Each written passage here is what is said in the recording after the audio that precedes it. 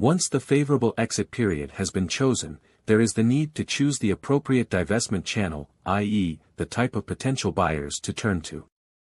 For our purposes, we can identify four categories of interlocutors: strategic buyers, financial buyers, the stock market, and the original shareholders, buyback.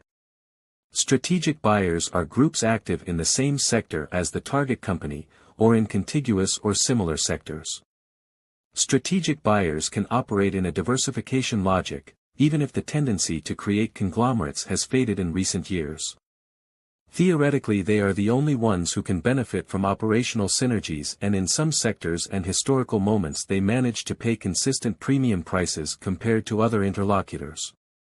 This disinvestment channel is defined as trade sale and is, for majority or totalitarian transactions, the most frequent at international level, even if with different weights from country to country.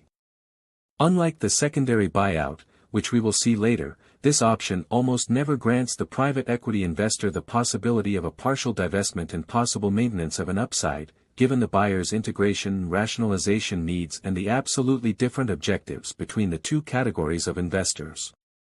It should be remembered that for a management recovering from a successful buyout, the trade sale, especially if towards a direct competitor, it could be the less welcome solution, and the exit procedure could be conditioned, with a probable deployment of management in favor of other buyers. The sale of minority packages, in the absence of a shareholder who at the same time alienates a stake that allows a majority to be obtained, instead, sees strategic buyers as less likely candidates, due to the reduced possibility of integration and rationalization synergies. Exceptions can be justified only for investments in companies that have an extremely interesting commercial or technological profile, and that bring to the trade buyer synergies of well-defined revenues or technological advantages. Financial buyers, on the other hand, represent a very broad category, ranging from traditional private equity funds to permanent capital operators, up to including family offices and investor clubs. This operation is commonly referred to as a secondary buyout, and in recent years has seen a progressive development in all advanced markets, also due to the growing endowments of private equity funds and an ever wider, liquid, and competitive acquisition financing market.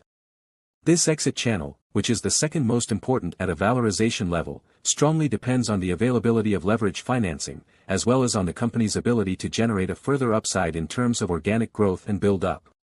The secondary buyout occurs more and more frequently also in serial form, with subsequent, tertiary, and even quaternary buyout operations.